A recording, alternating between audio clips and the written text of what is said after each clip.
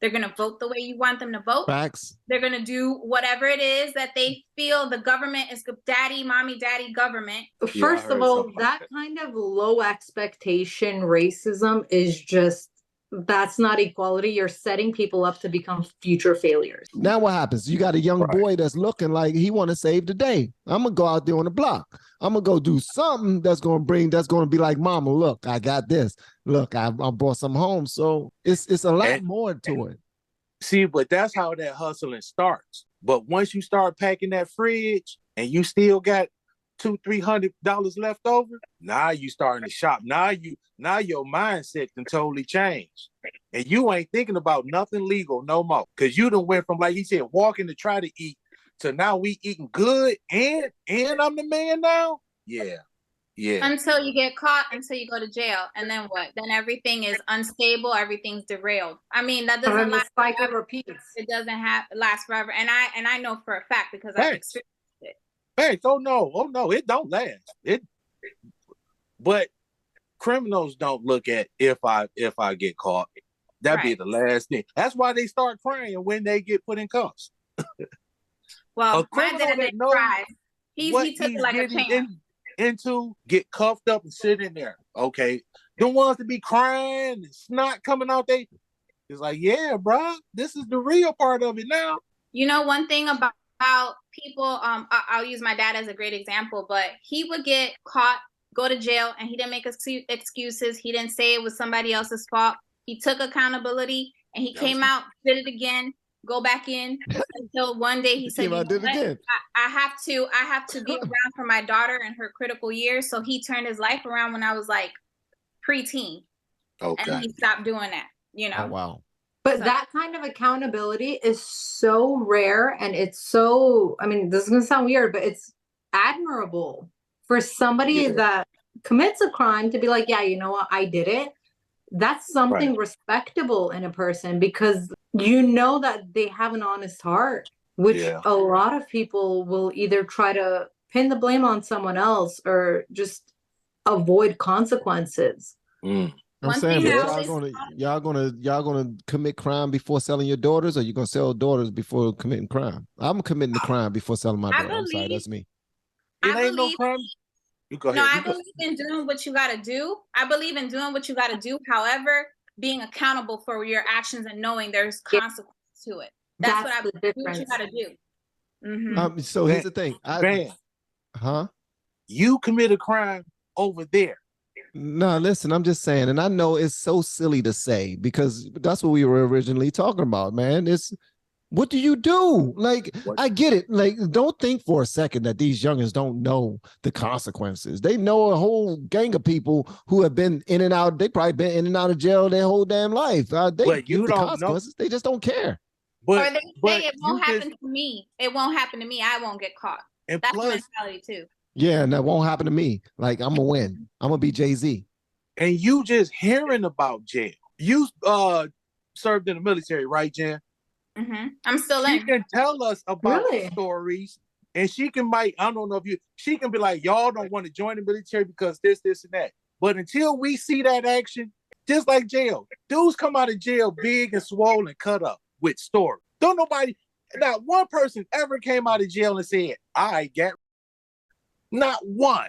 So they're hearing the stories of how bad jail is, but you don't know until you in there. So they ain't even weighing that option out. I think if we're just talking about strictly that, the bigger question should be, what would be the best deterrent for people never even pursuing that path that's going to lead them to jail?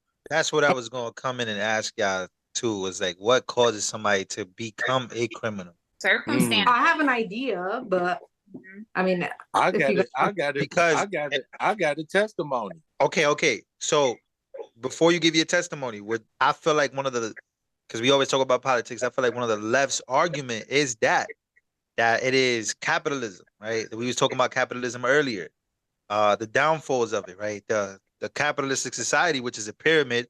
You gotta have this. You gotta have the down dirt. You know what I'm saying? You gotta have the middle class. You gotta have the people that are rich, wealthy, 1%.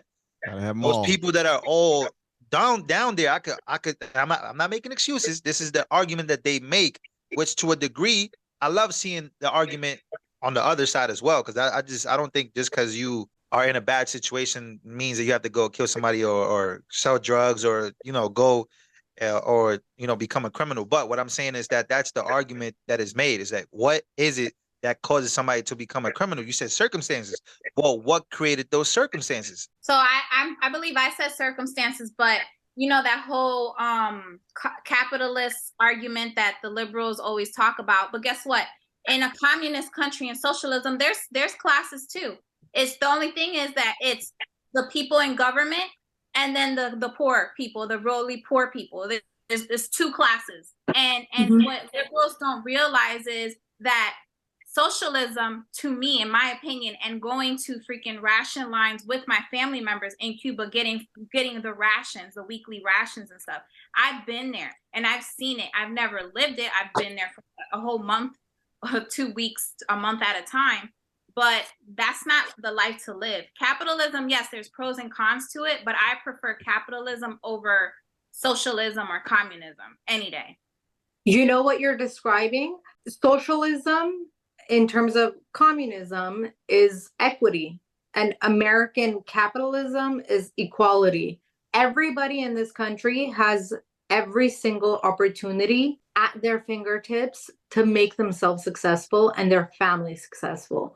My family came here with nothing. My parents did not speak the language, but both my parents own businesses now and own multiple properties. Knock on wood. I'm sorry, it's superstitious stuff. When it comes to people that are born and raised here, and if you're just taught from your schooling that you are a victim and the entire system is rigged against you, you're never going to see the opportunities, even if they slap you in the face. The whole CRT issue, if you are teaching people that the system is rigged against them, they're not even going to put in the effort. But if you teach them, yeah, the system was really, really terrible. Not even terrible. It was freaking evil back then. Yes, but we've made progress. We're still not where we should be. And people still need help.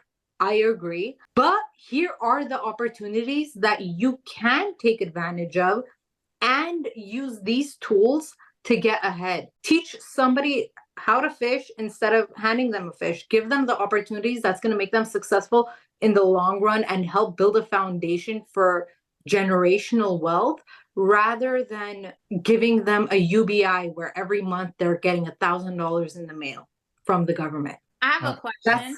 Yes. Do you not think that it has to do with education as well? So if people are dumb, right? They can't read, they can't write, they can't hardly do math. You said people are dumb? If you keep people dumb, if you keep people uneducated, right? Then they're going to do what you want them to do.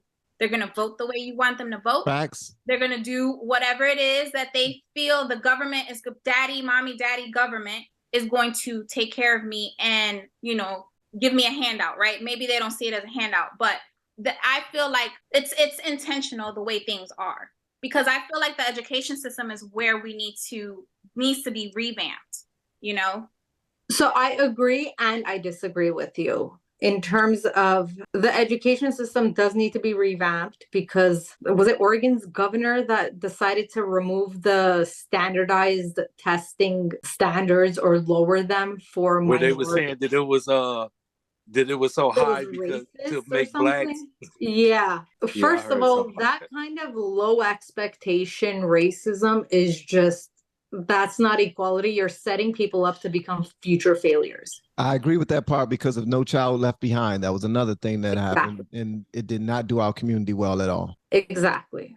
And second thing is, the part that I disagree with is when it comes to education, somebody could not, my dad didn't get to finish high school, I think, because he got drafted into the Iran-Iraq war. So he didn't get the high school education that he should have, even though this was in Iran. But when he came here, he had to work 3 jobs because he didn't want to be on government assistance, because he thought that was a slap in his face, saying that he can't take care of his family. So it comes with mindset and your drive. Somebody could not have gone to university, but sits and listens to lectures online or reads books at home and provides a education for themselves. So education doesn't necessarily come with intelligence, because there's a distinction there. Somebody could have a PhD, but be a robot that the educational system has spit out, versus someone that doesn't have any degrees, not even a high school diploma, but they educated themselves and they're intelligent and can hold substantial conversations and create new things. Yeah, but I wasn't talking about that. I wasn't talking about that. My bad. I misunderstood. No, I was talking about, well, for instance, so if you keep people and comparing your dad from Iran who came here as an immigrant, again, I can compare my dad, my family, because it's a different mindset when you come here as an immigrant, right? So I think it's apples and oranges. I'm talking about the system here in the US, the education system, the victimhood. I feel like it starts from school. It does. And I feel like maybe in my situation, because I had that influence of that immigrant around me, right? That immigrant hustle, that mindset. I maybe that was one of the reasons why I didn't succumb to that, right? But there are plenty of people that didn't succumb to it. I don't know about Lou. I don't know your story, but I'm from the Bronx too. So I came out of that and did what I needed to do. So I'm not talking about immigrant parents will never fail to make you realize that, listen, your life is not bad here. Right, Jennifer? Right. So my bad, Joy, my bad. But so I guess that's the argument, right? Because I saw Patrick Bet David talk about this, and it's basically the argument between immigrants, like immigrant Black people that come here, and then Black people that are already here, right? It's a big argument that Black people, they just victims and they're just lazy, but then you got Black people coming from overseas and they just getting it. They getting these businesses, they getting all this shit popping, and then meanwhile Black people here, right? This is an argument I saw on Vice. I mean, not on Vice. I think just on one of these channels, Jubilee, not Jollibee, Jubilee. Van begin on me for that. But I saw that argument, so I feel like what do y'all think about that argument? Because I know you said you come from immigrant parents. Your father was an immigrant coming from Cuba, if I'm not mistaken, right? Both my parents are. Both of your parents. So they had it hard, right? They came to get this bread, get this money. Meanwhile, you got people here that are just like, they ain't feeling America, right? They're citizens. They got everything really that other people are striving for. With my particular situation, my dad came, he tried to do things right, then he fell into that criminal life, and then he turned it around. So it's kind of like what I saw growing up was kind of the best of both worlds in a way. Like I always say, even though my dad was a criminal, he was the best example I ever had. Like, he was a criminal, but he told me, hey, be better than me. He was a criminal, but he said, hey, integrity. Hey, he was a criminal, but he always said, your word is your bond, basically, and you have to, do better than what I'm doing. So, hey, them criminals will give you a hell of a motivational speech, man. But Anna came from another. I'm sorry, go ahead, brother. Very intelligent, very, very, very intelligent dudes. People. I'm gonna say people. Yeah, that's why a lot of them can't get that much money if you're dumb, in my opinion. Right, you feel me?